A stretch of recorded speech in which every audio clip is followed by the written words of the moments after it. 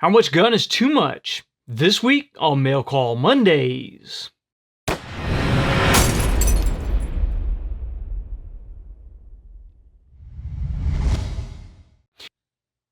Mail Call Mondays is brought to you by MDT. If you need a chassis system for your precision rifle, check out mdttac.com.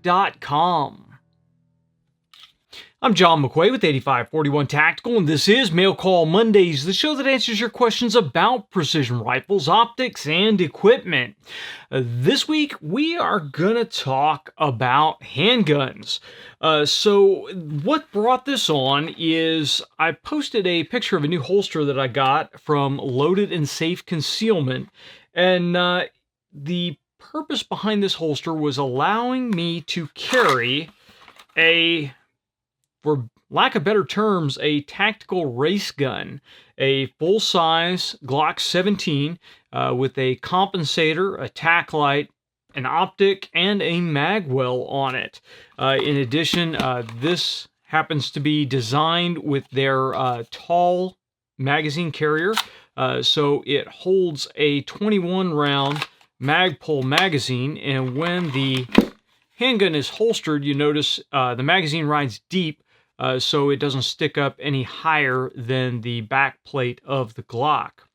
So I posted a picture of this on our Instagram and on our Facebook, and a lot of you guys replied that it would be extremely uncomfortable, that it's not something you would carry every day. And so we're going to talk about that a little bit, and I'm going to put it in a frame of reference of when this would be an option as opposed to other things. Now, I've got a variety of handguns scattered out across the bench here in front of me. So the first thing I'm going to talk about is my everyday carry gun, and we've talked about this a couple of times. So it is a Glock 19. I have an M-Force APLC on here and a Trijicon RMR on it. It's a fairly compact package, 15 rounds in the magazine, 1 round in the tube. I usually carry 147 grain or 124 grain jacketed hollow points in here. So overall, it is a handgun that you can definitely defend yourself with. I usually carry a 15-round spare magazine here. Generally with semi-automatic handguns, anytime you carry a semi-automatic handgun, even if it is a high-capacity or mid-capacity handgun, it's a good idea to carry an extra magazine. Magazines are the bane of existence for semi-automatic weapons. Most malfunctions that you encounter with a semi-automatic weapon are either user-induced or magazine-induced. So a spare magazine is a good thing to have if for some reason that's when the feed lips on your magazine decide to give up. It's nice to be able to swap mags and then continue on. Now, the holster I've got it in here is a T-Rex Arms sidecar, and I will be doing the full review on it here shortly. I was out at the range the other day and shot some of the final footage that I needed for it. So hopefully you guys won't get too grossed out looking at my hairy belly as I draw from this thing.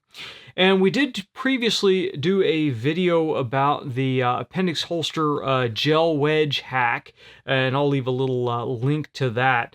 This has worked really, really well for me. It's just Velcroed on here, so I can go ahead and peel it off if I wish, but it stayed in place. It really hasn't degraded any. It's got a little rougher down here at the bottom edge, but I've had this on here for quite some time, and it does make carrying the holster just a little bit more comfortable for me. No problems with sweat building up or anything like that. So this is generally what I'm carrying if I'm outside of my house and I am not in uniform. When I am in uniform, then I'm carrying something more along the lines of this.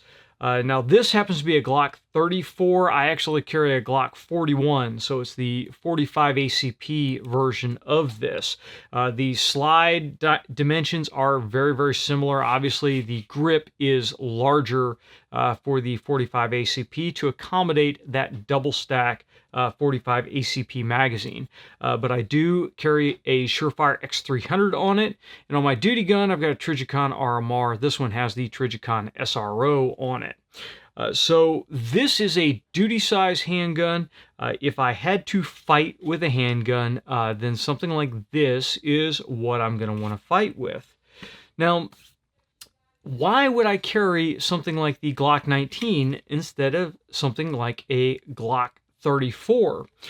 Well, the main thing is just comfort going about your day-to-day routine. If you want to break it down to the simplest idea, is a daily carry gun should be a gun that you can fight with if you need to defend your life, but this does not intrude on your daily life much at all. And this gun, with the exception of very long car rides, I can put this on when I leave my house in the morning, run errands, be standing, sitting, moving around throughout my day, and really not have to worry about it at all. It conceals very close to my body, so I don't generally have to worry about printing, even wearing a t-shirt and jeans. Before we started filming this, I just ran back from the store to pick up some odds and ends, and this was what I was carrying, just wearing a t-shirt as a cover garment over top of it. Now, obviously, carrying Appendix like this is body type dependent. If your stomach and waistline stick out further than your chest does, then a t-shirt may not conceal an Appendix rig. You may have to go with a hoodie or something a little bit more bulky to be able to conceal this kind of setup. But when we move up to something, again, like the Glock 34 or the Compt 17 here, it really is not that much more difficult to conceal it. Now, the Glock 34, I've got a Dawson Ice magwell on it. This truly is a competition setup on this handgun. So if I pull the tack light off of it, then I can run the handgun just like this in carry optics divisions in most shooting sports. That's why this one is not comped, because a comped gun will push you into open class. This is pretty much a carry optics class gun. When I put the tack light on it, and now it's very similar to a duty gun that most police officers would carry. But if we're going to go that route, why not go full boat and go compensated and all that fun junk? Because on the street, there really aren't any rules to what you can carry. But we still need to see about that intrusion into daily life, because it's great. This could be a much more effective gun if you are going into a gunfight than a compact Glock. But if you're not going to wear it, if it's uncomfortable, if you're constantly shifting it around, if you're constantly showing that you have a handgun, that may cause you some significant problems in some areas. So for that, I basically picked this rig up because I wanted to see how big a handgun I could actually carry in my day-to-day routine and not print, not cause problems, and not cause a drawback. And this is pushing the outer limits for me.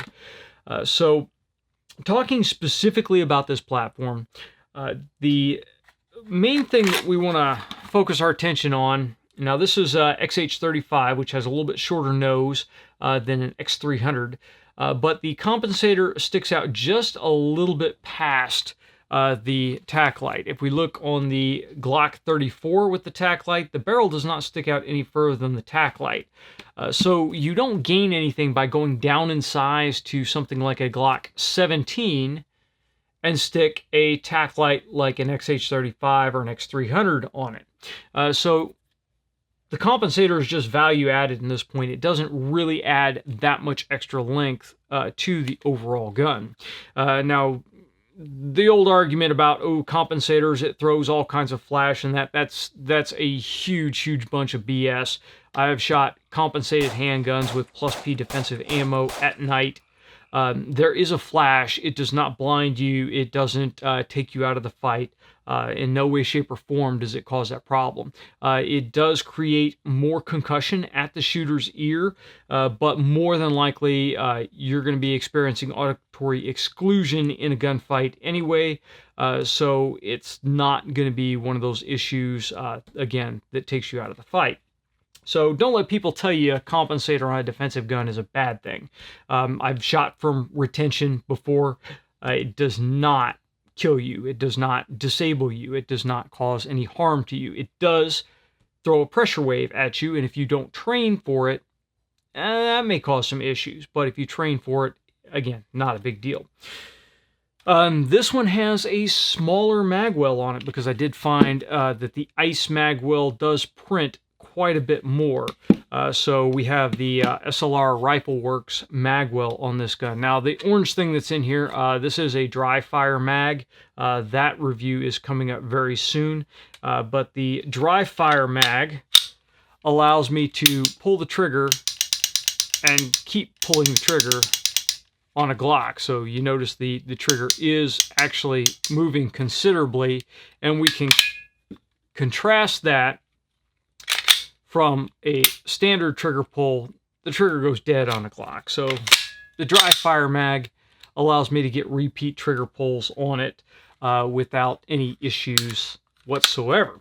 Now the loaded and safe concealment rig that we have right here, it allows the handgun to ride fairly low, so the bulk that you're getting above the waistband where things normally print really is not that much more than the Glock 19. You get a little bit longer grip, but because we have the concealment wing here pushing it around, then it tucks into the side really nicely, and I don't find that it prints that much more, again, than the Glock 19.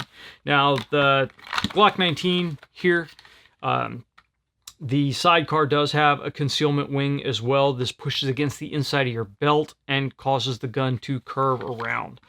So it still helps conceal there a little bit. And on here you notice the mag bounces around a little bit. That's because there's some shock cord here holding it in. And I was really interested to see how this works. The sidecar has a bend, but it's still rigid kydex holding things in. But the shock cord here allows us to move a little bit more freely. It's less rigid, pushing against your body, but it still stabilizes the magazine carrier.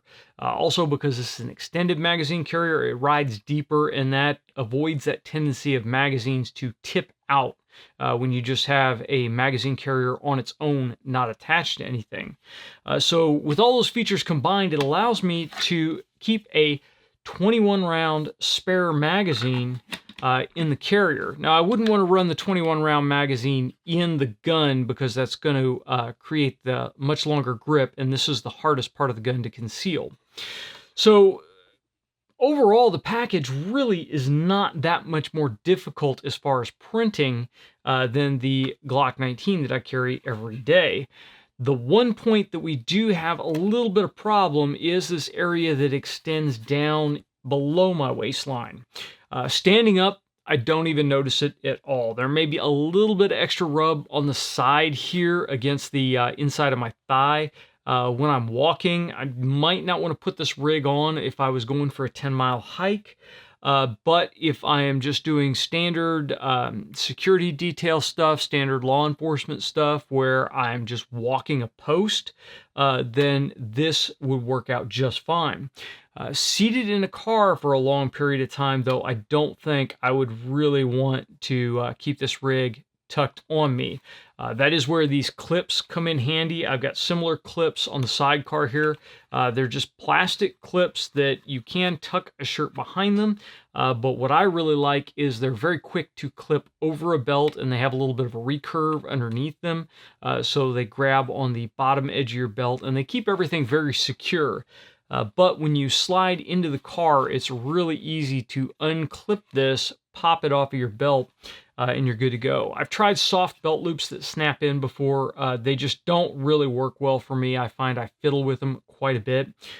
So the hooks like this are my preference for an everyday carry holster, or one that I need to take on and take off. Now, if you find yourself moving into secure areas where you have to secure your handgun and holster, it's really nice to be able to pop this off all together, put it in the gun locker. That way you're not constantly uncovering that trigger on a striker fired handgun.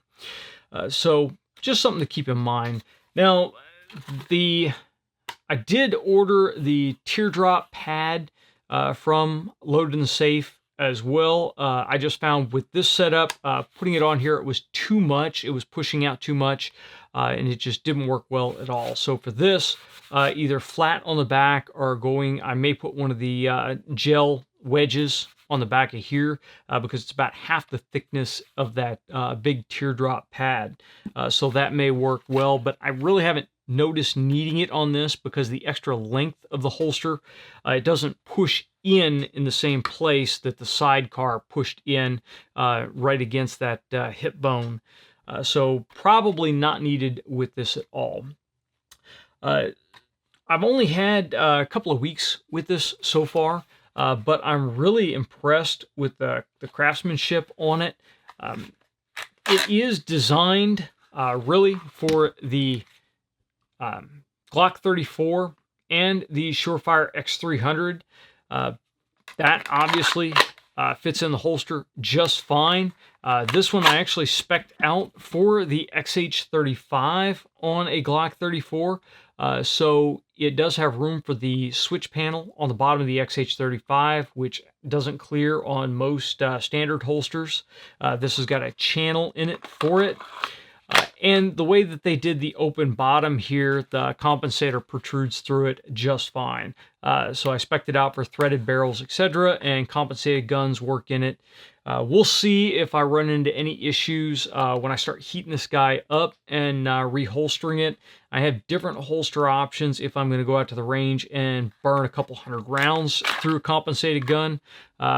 Putting it into a Appendix holster probably is not the best idea if you're going to get it really hot. I have noticed in the past during extended range sessions, once you really get the slide and the barrel hot on the gun, they tend to transfer that heat through the kydex and into your body pretty quickly, depending upon the drills that you're running. So if I'm going to go out and do a high volume training session, I'm probably going to choose a different holster. But for regular draw practice, just shooting maybe a 100-round training session, I think this is just going to be fine. So that is the loaded and safe concealment rig, and that is that setup. Now, when would you actually use something like this? What kind of activities would you need a compensated race gun? Well, the main thing that I can see for this is that when I am doing training and I'm going to go out and run, for instance, our red dot course for our department, then I don't have to bring a carry gun and my duty gun at the same time. I can just take the duty gun that I'm going to run the course with. I can drop it in this Appendix rig, throw it on, and I only have to carry one gun. I mean, that's a big benefit for me because all the other stuff that you have to carry, range bag, all that, you start to add bulk to it really quickly. Going into a plainclothes situation, if I was going to be in a plainclothes law enforcement situation, I would much rather have the full capacity race gun than a compact gun. That's not to say the compact gun can't get it done, but there is a reason that guys are not shooting compact guns in open class competition, and that's because it is easier to shoot an optically equipped, compensated, full-size handgun with more rounds on tap than it is the compact concealment rig. But when it all comes down to it, again, we need to not intrude on our regular daily life because when you start to make those concessions, then you really don't want to carry the gun. I'm not going to lie. There are days when I woke up and thought, man, I really would like to just go to the store without having to strap on iron. But the day that you make that choice and you decide to go out without it, maybe the day that you need it. And if people die because you were lazy, that's going to be a hard thing to live with. So that's something to bear in mind. Now, before I leave you guys, I'm not always running the heavy iron. There are times where I need to go really low profile, or there are times when the social occasion requires a state of dress that is not conducive to hiding these. So for that, I do have pocket guns like this. This is probably the smallest and lightest setup that I would go with. This happens to be a SIG P365 SAS. It's a really interesting handgun. This is the Black Point holster that SIG markets for this handgun. Again, it's Appendix, has a little wing on it, but I can convert it to behind the hip very quickly. It has an adjustable belt clip, so I can angle it. So if I'm wearing a suit coat or a tux or something of that nature, then it's very easy for me to change up the carry method on it and still be able to conceal this guy. Now, this is almost the James Bond level of gun. You know, James Bond carried the little tiny Walther. This still at least fires 9mm, and because it is ported here, then it makes it a little bit easier to fire plus P 9mm through it and still be able to keep it on target. I'm not a huge fan of the Meprolite sights. We do have a full review of the Meprolite Bullseye sight coming up very soon. It works on this gun because this really is contact range and just a little bit longer handgun. So a very coarse sighting system like the Meprolites work well on it. However, I have really never had a problem when I'm carrying a gun in a holster with sights hanging up. So running standard sights on something like this or a standard 365 would be a really nice option. But in this little holster, this is a gun that gives you no excuse to leave the house without a gun. It's very small, very compact, very easy to wear. Just about any body type can strap this on and not really have any problems. So when we set that out, there's a full array of options out there. Now, I'm not saying that you have to have one of each of these.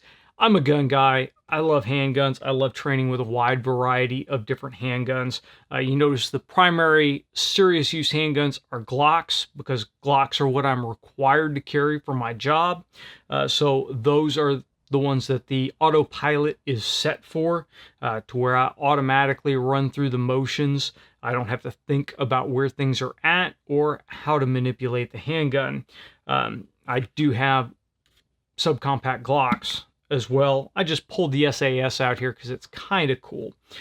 So those are the options. If you already do not have something of the Glock 19 size, then that is definitely what I recommend. Something in this size, either the Glock 19, the SIG P320X Compact, Smith & Wesson makes a variety of them as well. That is what I would recommend first off for a concealed carry handgun, because it can even be pressed into service as a duty handgun or a competition handgun, should you so desire to do so.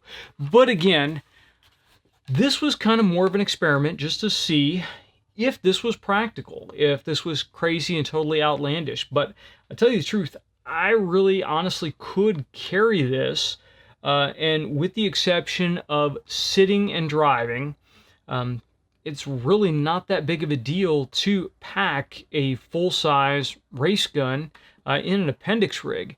Now, running this behind the hip, you probably would still be okay.